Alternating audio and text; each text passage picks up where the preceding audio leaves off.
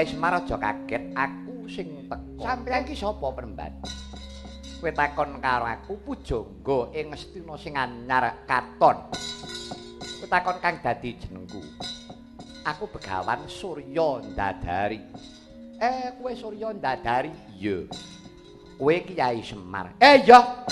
Aku Kyai Semar. Bloko Suta Kyai. Aku kepengin njaluk wurunging Baratayuda Jaya Binangun. Aja nganti ana perang kadang mula Pandhawa Kurawa tak dadekake siji. Manut pangrasaku ya mung Kyai Semar sing bisa nekseni wurunging Baratayuda Jaya Binangun. Ya, pancen aku ngakoni wong rukun ki becik ning ora kudu ngowahi jangka lan kodrat. Pandhawa Kurawa ki urung lair Baratayuda wis digawe karo dewa. Saiki aku takon, kok kowe murungake Baratayuda? Saiki wangsulana, Baratayuda ki apa? Yuda kuwi perang. Kuwi perang apa? Perange Kurawa karo Pandhawa. Kuwi rak sing nandhangi, sing tak takokke kuwi perang apa? Ora mangsaku kuwi perang ya, perang rebut bener. Ora ndek biyen ora saiki perang mesti rebut bener. Sing tak takokake dudu bener karo lupute. Iki perang apa? Nek kowe ora ngerti, takono tak kandhani. Aja ngeyel. Baratayuda kuwi perang suci. Lho, kok perang suci? Iya. Baratayuda kuwi perang suci, dudu perang gagal, dudu perang cakil, dudu perang ampyak, dudu perang bubuh, ning perang suci. Perange sapa wong teng kudu nyaur, wong nyilih balekake. Nandur kudu ngunduh sapa gawe nganggo. Kuwi dumadi ana Baratayuda Jaya Binangun. Utang pirang nyaur wirang, utang pati nyaur pati. Kowe elinga ing jagat iki ana hukum papat. Lho, kok ngono? Ya, ing jagat iki ana hukum papat. Siji, hukum alam. Kaping pindhone hukum adat. Kaping telune hukum negara. Kaping pate hukum karma. Hukum adat, hukum alam, hukum negara kuwi keneng diseringati, keneng diwiradatine. Nek hukum karma ora bisa. Tuladhane takono. Saiki hukum alam kuwi panasing srengenge, kuwi hukum alam. Ning kok capo srengenge panas keneng dialing-alingi. Kowe nganggo kudu, nganggo caping, kowe nganggo serandal wis ora krasa panas. Ya, pancen bener. Hukum adat desa mawa cara, negara mawa tata. Upamane eneng salah sawijining panggonan ngenengake upacara adat kudu nganggo ingkung kebu. Moko tuku kebu regane larang. Kuwi dipekke tuntut kembange gedang disikili papat kaya sungu kuwi muni kebu. Hukum negara iso diseringake saka pintering micara. Upamane kowe kena dakwan yen nggonmu mangsuli, kuwi bener. Kowe nggonmu micara kuwi becik, ora sida dipidana. Apa meneh kowe duwe dhuwit. Biyuk ana dhuwit mesti bubar. Ora sida dihukum. Mudeng. Lho kok ngono? Iya mergo hukum kuwi urung jejeg. Hukum kuwi urung jejeg. Mulane kahanan marai ora tentrem. Mula nek hukum kuwi ora jejeg, adil ora jedul. Hukum karma. Lah nek hukum karma kuwi ora iso disrengati. Jalaran kuwi hukume tumindak. Wong abang katon abange, wong putih katon putihe. Sing ngadili dudu menungsa, sing ngadili Gusti sing gawe urip. Kono kuwi serane ngaplop, raning dhuwit. Nah, eneng kene iki, yen kowe nganggo patokan agama, yen agamamu kuwi kandel mbok nggo adek-adeke ngurip, mbok nggo manembah karo Gusti, mestine kowe duweni rasa wedi.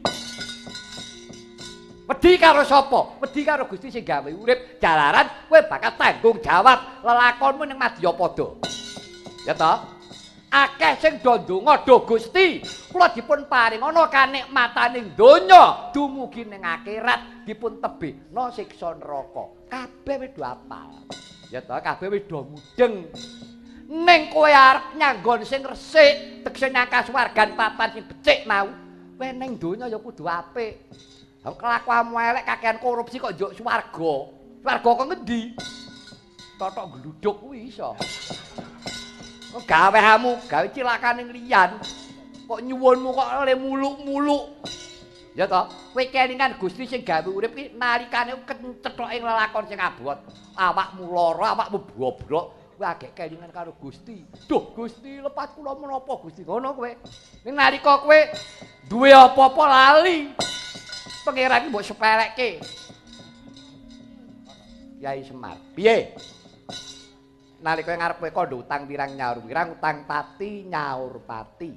Apa yo eneh? Eneh saiki ki akeh. Anake mateni pake, anake mateni mboke. Ya ta? Bapake ngecek anake, mbokne nekak karo anake. Sing agek lahir iku pe ora diakoni. Karo sing nyithak guak ning dalan ditekake ning ora. Ayo. Mula jagatmu ora tentrem. Ya akeh wong polahe kok ngono kuwi. Ya wong kok kalah karo pitik. Wong pitik ngendhok kene netese babone bingung nek goleke pangan karo kuthuk-kuthuk mau. Lah wong menungso lho. Meteng bareng lahir kok malah anake ditekak diguak ning pawuan iki piye wis. Ayo ki salahe sapa? Ora salahe sing tuwa. Bayi sing suci ra ngerti apa-apa kok delok-elokke. Tolol tenan. Ayo. Utang pirang nyaur pirang utang pati nyaur pati tegese ana bakale nek utang pati le nyaur kuwi ana lelakon Bratayuda. Tak dongengi. Ana satriya saka Madras jenenge Narasoma. Ditari rabi karo bapakne ora gelem. Lunga separan-paran. Bareng lunga separan-paran ketemu karo Putri Ayu anake Pendhita Ngarga Belah. Jenenge Endang Pujawati. Narasoma seneng. Bareng wis seneng dhaup weruh bapakne maratuwa jebolane rupane buta. Gelo Narasoma. Maratuwaku buta aku isin. Maratuwane dipateni. Wis piye kuwi? Bareng maratuwane mati ya gelem. Begawan Bagaspati nglabuhi anake wadon, labuh katresnan. Bagaspati trimane Gusti sing gawe urip sing ora trima nyatet lelakone Narasoma. Kudu ngunduh waing penggawe. Nyaure Bagaspati, nagihe Bagaspati, kuwi besok Bratayuda Jaya binangun. Mongko Bratayuda mbok murungke. Ayo, kowe ditagih Bagaspati gelem ra? Ya wong ora gelem wong aku ora ndek utang. Nah, nek ngono kowe aja ngutik-utik karo Bratayuda. Bratayuda ya ben ora ya ben. Lelakon kuwi adile mung dilakoni. Manusa entek-entekane mung pasrah ana ngersane Gusti. Mula ayo anut lelakone dhewe-dhewe apa sing mbok tindake tindakno. Pendhita ki pakeme piye kowe dadi pendhita sing apik, aku tak nyemar nganggo pakeme Semar sing bener. Semar.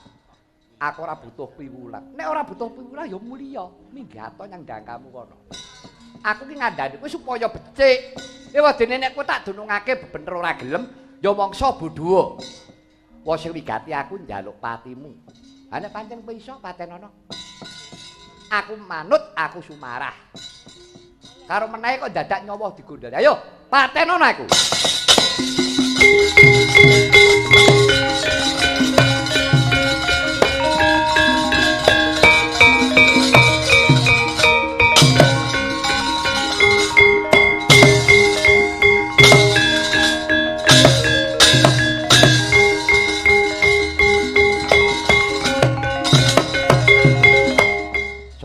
Apa? Tak tibane pusaka. Kok kowe ora mati? Ha nyawane jek kerasan kon mati piye to? Ha nek nyawa wis ora kerasan melu raga, rasa mbok pateni iso ora mati dhewe. Arep nglungsungi potek kaya ula. Manusa ki nganggo wates dhewe-dhewe, ngono. Lah kok kowe mateni aku apa kowe biyen rumangsa nguripi aku? Ayo Wangsulana aja ketap-ketip. Kok kowe mateni Semar kok apa biyen kowe rumangsa nguripke Semar? Lah ya ora. Lah nek pancen ora kok aja wani-wani. Ya kowe mateni karo aku. Semar. Tak pikir-pikir rembukan karo kowe ora ana pedote. Yo, tibane pusaka Ratu Mama. Ajiku gelap sayuta kendang.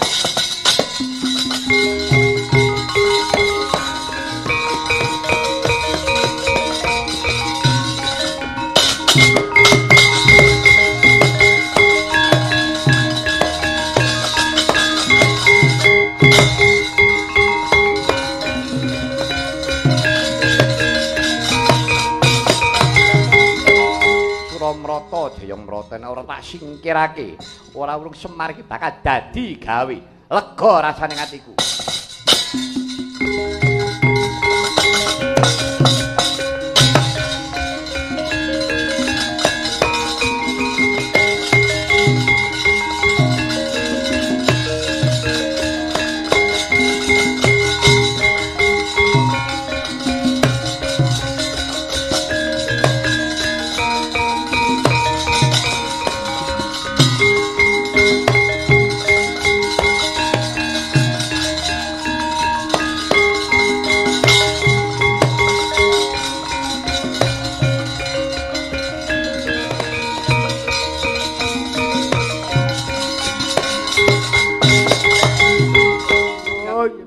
Rawuh marang nggih telat. Oh, ala sinuwun ngaturaken ketiwasan sinuwun pripun niki nggih. Niki karang kedempel jan wis morak-marik. Pripun niki? Ora ngono Gareng Petruk Bagong. Kowe kok dadi padha tawang-tawang tangis ki ngopo? Wong gerak-gerak lha urus. Kowe iki nangis ki ngopo? Oh, sinuwun ngaturaken kauningan. Karang kedempel niku geget ditekani Kurawa. Ngoten. Lah rahayune ya Truk nggih direncangi Ndara Bimanyu ngrewang-rewangi Kurawa mundur lah kok Ndara Janaka mak jedul lho gumun kula sekuton kalih Kurawa wah pun gek enten sing botohi sisan enten pendhita lah kok capot temoni Kyai Semar pun jalarane Kyai Semar diobong bul ilang maklap pun tek critane. Piye kok? Pokoke wayang ora usah metu Semar. Semar ora ana wis. Dida sak payu-payune wis. Kepiye? Lakon kaya mengkono kuwi. Nggih, sinuwun pripun iki? Kula terus nderek sinten mongko Pandhawa enten Ngastina kula ngantek bingung. Wis saiki ngono wae. Gareng Petruk Bagong, ora usah kowe mikirake para Pandhawa. Ora usah melu Janaka. Ora usah melu sapa. Melu aku. Ah, anyar kok. Alah, entuk bos anyar kok galak. Galak gek pelit. Nek lunga ora tau jajan. Wah, wis. Anggere mlaku-mlaku, anggere nang warung ngono, etok-etok turu. Kancane jak omongan. Anggere tengah ngalas ngono wah, wis. Wis ngono ku. Wong idan meneng wae. Wigati, nala Gareng Petruk Bagong, wis kowe nderek karo aku. Bab perkara lakon iki ingsun ing bakat cawe-cawe kene semingkir gendaramu Werkudara tekan kene.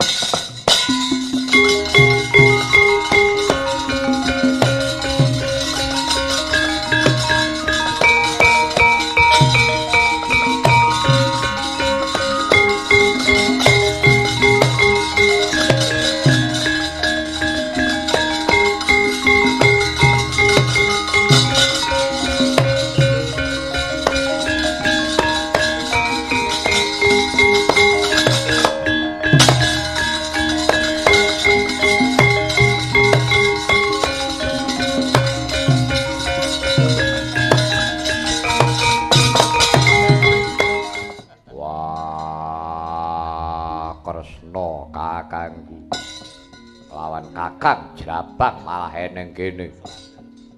Iya, pancen mengkono Werkudara. Aku goleki kowe. Ana wigati apa? Ya, ene wigati apa? Para Pandhawa iki mapan ana negara Ngastina. Aku njaluk tekane Kakang Kresna. Sing nimbali pun Kakang iki karepe Werkudara, karepe Pandhawa apa karepe wong liya? Diperintah karo Bapa Perban. Gurumu sing anyar kuwi. Iya, Kawan Surya Dadari. Merintah karo aku supaya Kakang Kresna bareng sak lakuku menyang negara Ngastina. Ora Kawan Surya Dadari kok merintah kowe kok bro-bro men bau kowe. Nek manut kok semrintil men kowe diperintah. Nah, upamane aku iki ngadep karo Begawan Surya Dadari arep neng lakon apa ora ngerti. Sing kebangetan ki kowe dikongkon nduru genah kok mangkat. Bali kono sik. Dicethake Kakang Kresna mbok kon mrene iki kon ngopo? Nggih dicethake jak kenduren apa jak apa ngono lho. Dadi genah ngono. Apa ulem-ulem? Ulem-ulem dengkulmu kuwi ora. Kakang Kresna, piye? Ora susah akeh-akeh sing dirembuk aku perlu takon. Yo. Kowe kuwi duwe tanggung jawab apa?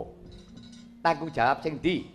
Kresna karo Pandhawa kuwi ibarate kaya dene apa? Kresna karo Pandhawa kuwi ibarate kaya kreta jaran sak kusire. Kreta jarane sapa? Pandhawa kusire. Pun Kakang, kene apa kreta jaran ene negara Jira kusire meneng wae tanggung jawabmu ning ndi? Lho, kusik to, apa ora kleru kowe kuwi? Werkudara. Kreta jaran ki iso mlaku iso lunga ora mergo ana kusire. Lah wong kusire ora lunga kok jarane kok biayaan rono-rono ki ngopo? Ora kepiye kuwi? Lu wong ngingu jaran kepange karuane rasane ngene ya, Truk. Kepene lho. Jaran ramane karo kusir ya kuwi. Werkudara, aku ora maido. Anggonmu meguru. Pancen Pandhawa ki seneng meguru ngrumangsani kekurangane. Golek kawruh ning mboyo nonton-nonton sing mbok guroni. Tontone sing mbok guroni ra ana piwulan to. Piwulan wong meguru sira angga guru kaki. Ngono kae. Amilya manungsa kang nyata ingkang becik martabate. Sarta kang weruh ing kukum kang ibadah lan kang wirangi. Syukuran tu wong tapa ingkang samungkur. Tan mikir paweng liyan iku pantes sira guranana kaki. Sartane kawruhana. Gong, Inun Ndarawati kok ya apal men. Ayak to penggirang Ndarawati ki ora payu. Dinangi ratune dhewe. Wadahmu kok ngono kae. Kaya ngono kuwi piwulange wong meguru. Lho ya ta? Lamun sira nggih guru kaki. Milya manungsa kang nyata ingkang becik martabate gurumu ki sawangen. Tekse tingkah laku muna-muni iki piye bener apa ora? Sepele to kuwi tembang dandang gula mau. Kowe krungu ora Werkudara? Tembang dandang gula kuwi mau. Semut ireng ngono kae. Semut ireng sampean niku ya dandang gula. Lho nggih niku hubungan apa karo wong meguru? Ngelmu kok doli semut. Ora gathok. Sena. Aku ki gumun saiki kowe kok ketok bingungan kene ngopo Werkudara?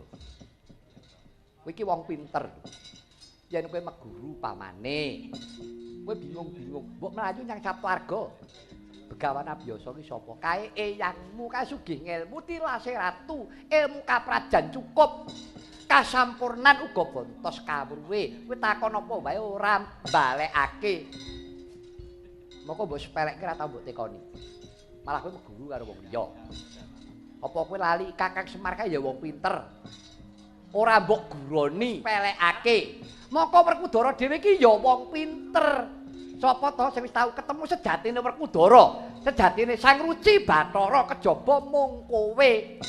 Ora, kowe iki tau dadi pendeta peparap Begawan Bima Suci. Saiki kok ketok bodho men. Bima Suci menyandi.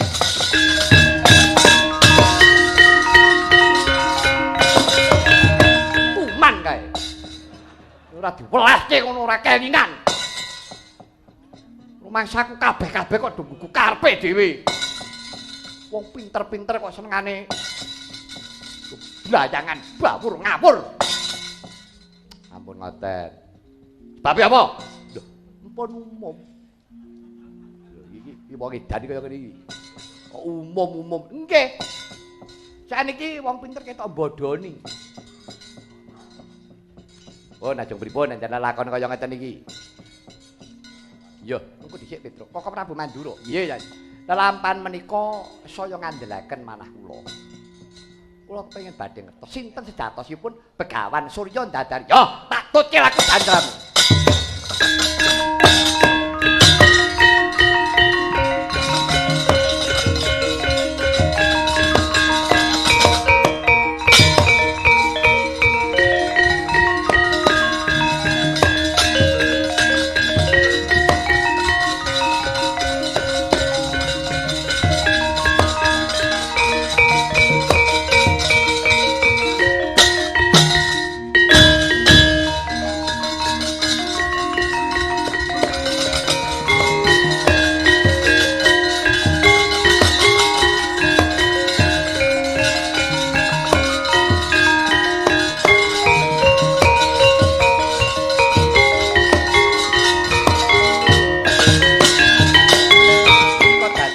Pandhita Nylorot saka Dregantara kowe sapa?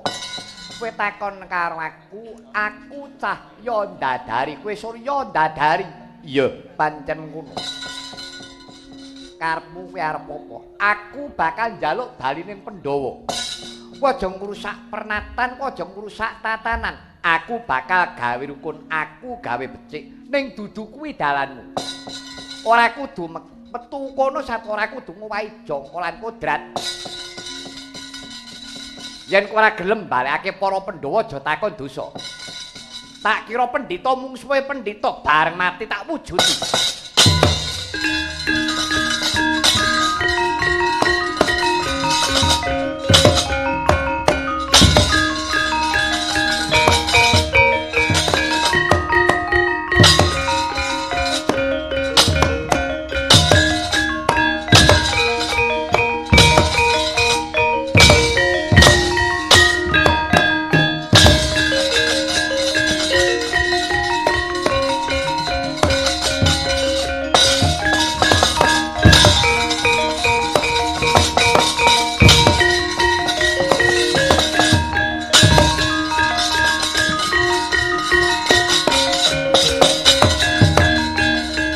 Carita kaya ta mangkono Ica tabeting Brahmana gelut uruket keket badar jatining wujud sang Hyang Jagat Girinata miwah Kilurah Badranaya.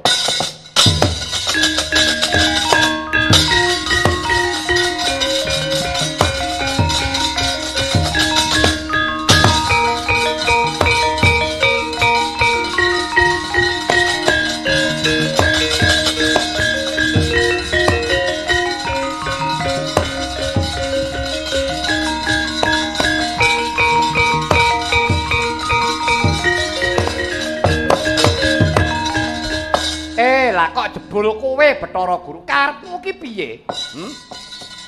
Kowe membo-membo Brahmana. Kowe membo-membo Brahmana Pandhawa Kurawa mbok dadekke siji.